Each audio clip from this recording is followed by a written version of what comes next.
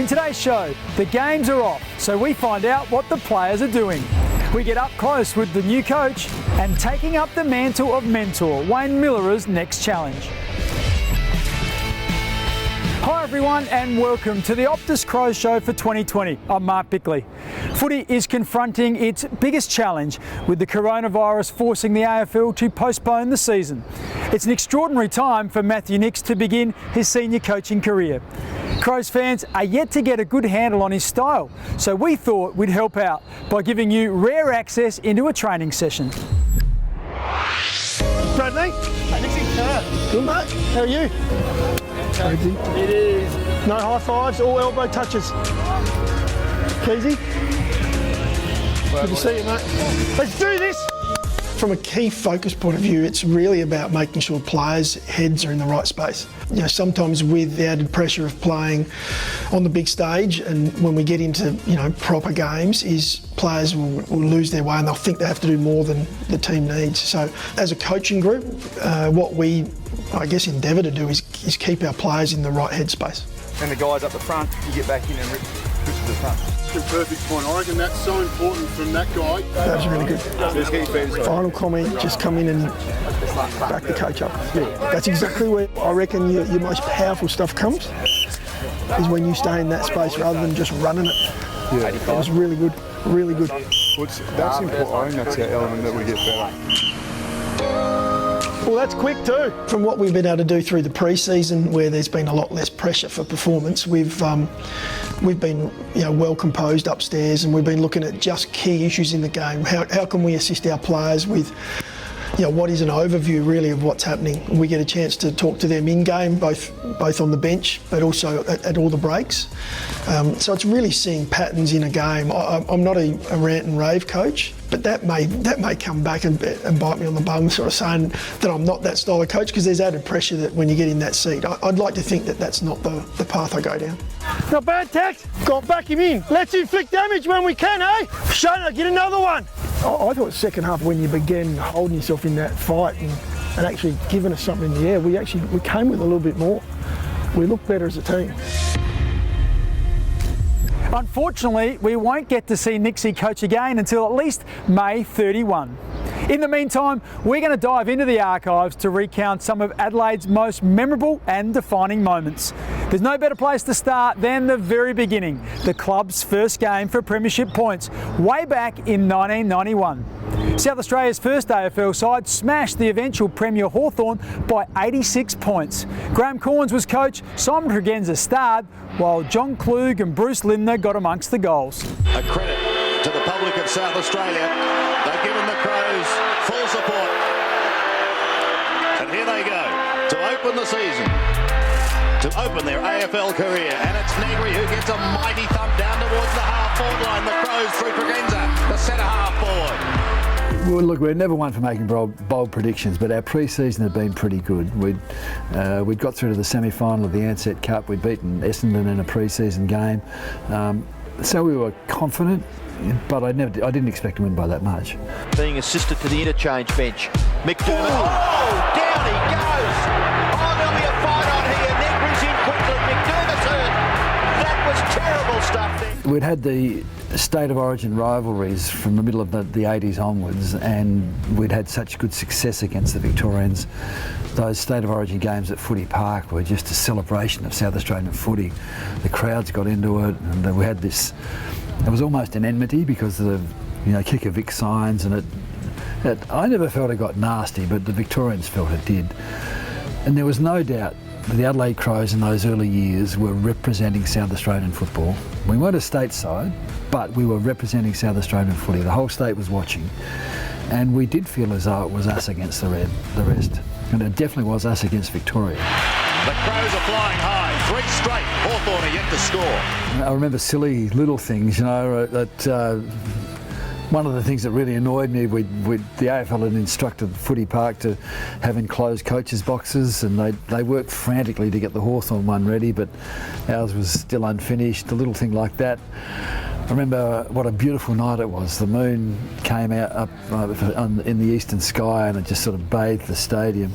And I remember just how well the guys played. It was just just like everything worked like clockwork. So Lindner from 50. Long drop punt. There's another one. They're running right. Well, somebody souvenired the ball, and it could be a very valuable ball in years to come. Darren Jarman having to stand Andrew Jarman in the middle. As we watch the brothers Jarman in the picture there. With all the drama we'd had with Darren Jarman, who'd previously signed with the Crows, and then Hawthorn had pinched him from under our noses. He ended up playing for Hawthorn and not the Crows. Handball back into the square.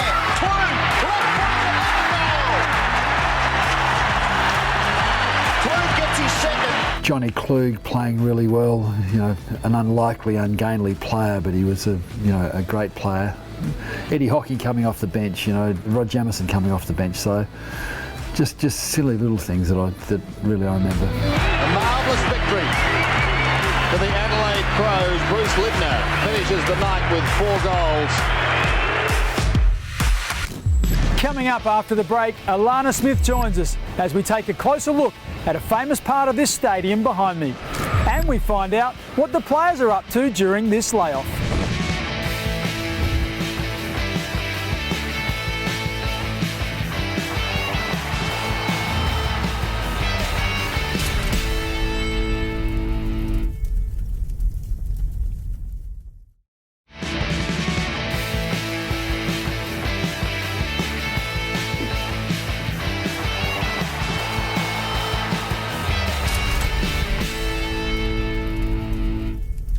Welcome back. I'm Alana Smith. Well, there's been plenty of highlights on the Crows Show over the years. One of the standouts was seeing the inner workings of Adelaide Oval's renowned old scoreboard. Let's take a quick trip down memory lane. The scoreboard has told the story of some of Australia's greatest sporting moments.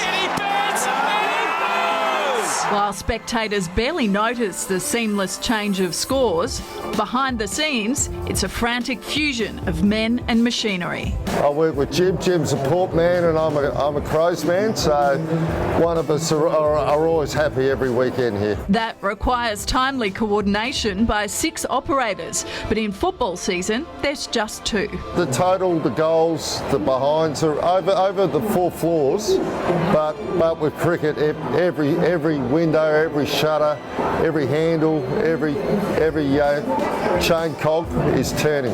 Yeah, every roller, every number. Each year, 100,000 visitors are taken on tours of the grandstand. 65% are from interstate and overseas, including visiting international cricketers. It's the last operating scoreboard of its type in the southern hemisphere, actually. So it's quite special. When you think about the ground now, this is it's more precious than ever. It's the last standing building, from the original Oval. So 50 plays, 13.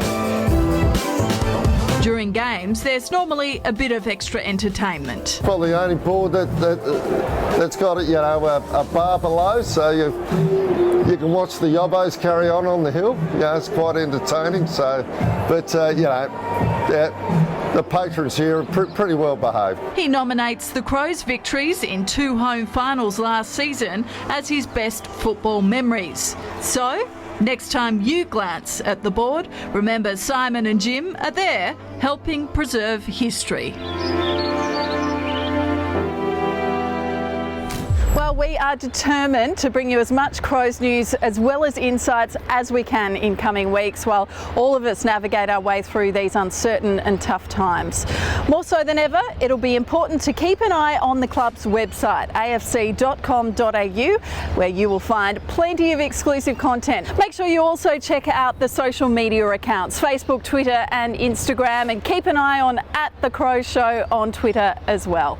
Well, with the season suspended, the players have been stood down and about a third of them headed to their home states to catch up with family and friends. This doesn't mean the training stops, with each player given an individual program to ensure that they're in great shape and ready when games resume. Thanks to Flight Centre, let's fly around the country and find out what they've been up to so far.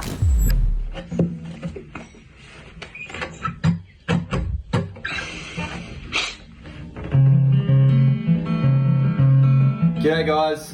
With coronavirus going around, it's important that we're staying home and looking after our communities, keeping them safe. So I'm here, I've discovered that I'm a terrible painter, so we're staying home trying to get this house done. Do some exercise, make sure you get outside into your backyard or front yard and get some fresh air. Maybe half hour a day of exercise would be really good for your mental health.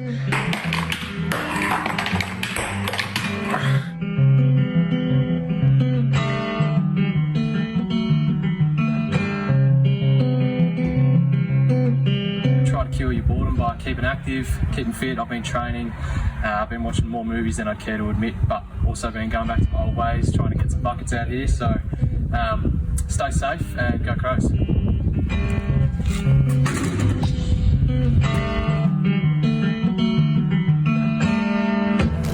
While the players no doubt love their footy, it's fair to say that the Crows faithful are among the most passionate fans in the country.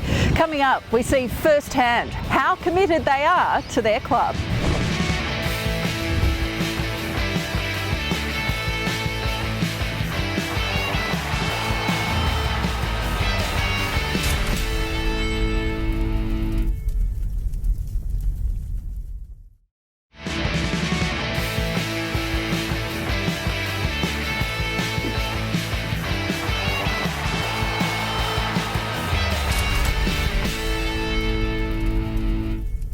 In challenging times, we need our leaders to stand up, and that's what Wayne Milera is doing at the footy club. Nicknamed Junior, he's been encouraged to take on a leadership role amongst the Indigenous players, and he's accepted the challenge. In the off-season, he took teammates to his community of Port Victoria on York Peninsula to experience a centuries-old tradition. The Narungga people have a deep cultural connection to the sea.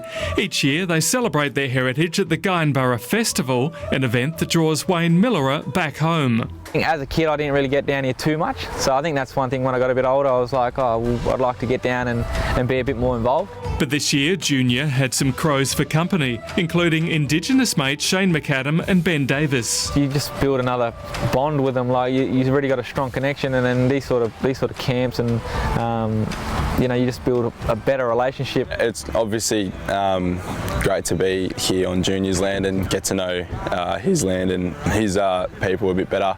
And being fiercely competitive, they all dived into a spearfishing contest, a modern take on a Narungga tradition of catching huge butterfish. And our old people used to harpoon it, you know, and we've got stories that our old people used to catch Guyonborough, which is a big butterfish, you know, 5 or 6 foot, you know, so they were massive fish, and they would be able to feed the community. For Port Victoria youngsters, the presence of 3 AFL players is inspiring. It shows our kids that these people are real people, that they're in touch with their community, you know, that they're approachable, and you know they're really big role models with the younger generation. You know, they're all striving to be the next Wayne Milera or the next Eddie Betts. And that's extra incentive for Junior to take on more responsibility. I guess with like 2 older boys and Eddie and Cam going, it's sort of a bit of time for me to step up. It's a role he's discussed already with Matthew Nix, so how's he going about it? I'm probably more actions leader. I'm not overly vocal and stuff like that, so I think, yeah, I'd say I'd lead by my actions and how I present myself. Tackle affected the kick. Milera had to go.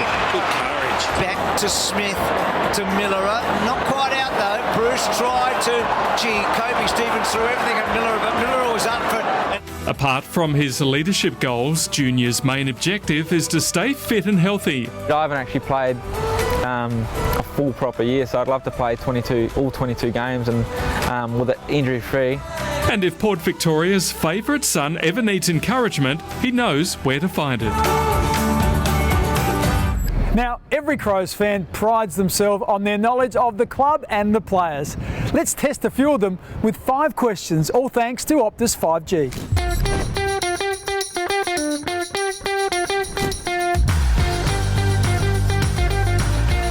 Andrew McLeod. Andrew McLeod. Nigel Smart. You've stumped me already. Jordan Butts. One of the newbies. Oh, Jordan Butts. Jordan Butts. False. True. False. The club has had 7, 5, 6, 8, or 9. 135. 198. 182. Early in my career at the Crows, I was fortunate to play alongside Mark Mickan. He'd already chalked up nearly 50 games with the Brisbane Bears before finishing with 39 for Adelaide. He ended his playing days with his beloved West Adelaide and then turned to coaching, eventually taking the Bloods to a premiership in 2015. Recently, he returned to Richmond in another coaching capacity. When the Crows AFLW coach Matthew Clark looked for someone to take charge of his young ruckstocks, he turned to an old friend. But Mark Mickan wasn't sure that he could do it. His body was struggling with the effects of Parkinson's disease. In the end, I wanted to give it a crack. I just don't like to say no without trying, so it was important for me to be able to give it a go and see how it went. Now he's enjoying being back in the football fold. It's good that the Crows have given me an opportunity to do the role that I've got. It's small in terms of time commitment, but large in terms of its importance. So I'm very grateful for that.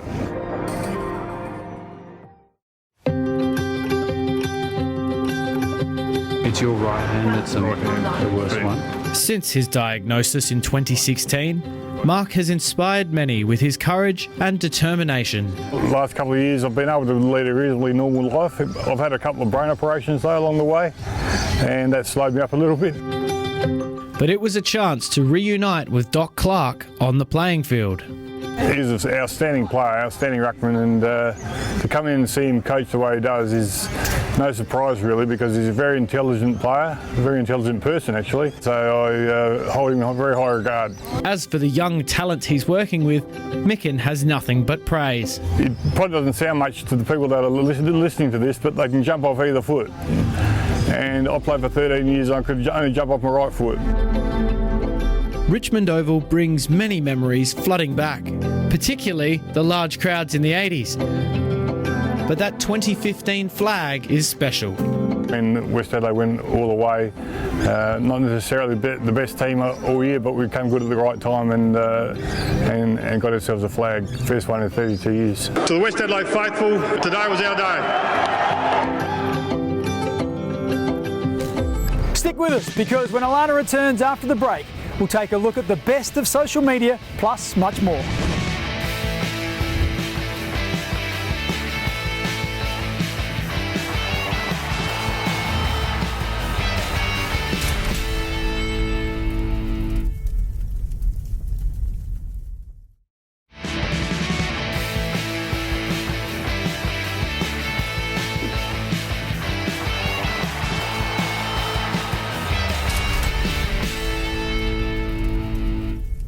Well, Crows officials often talk about the members being the backbone of the club, and their support has never been more important than right now.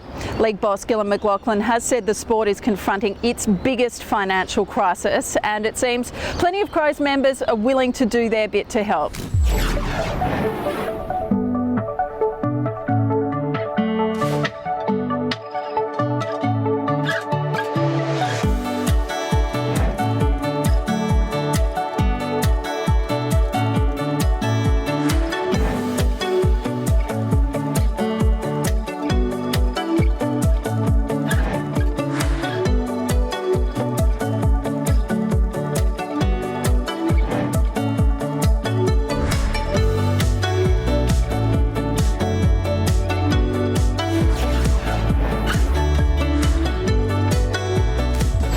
Just about wraps up our first Optus Crows Show for 2020. Remember to check out afc.com.au for all your latest Crows news. There's also the social media accounts, Facebook, Twitter and Instagram.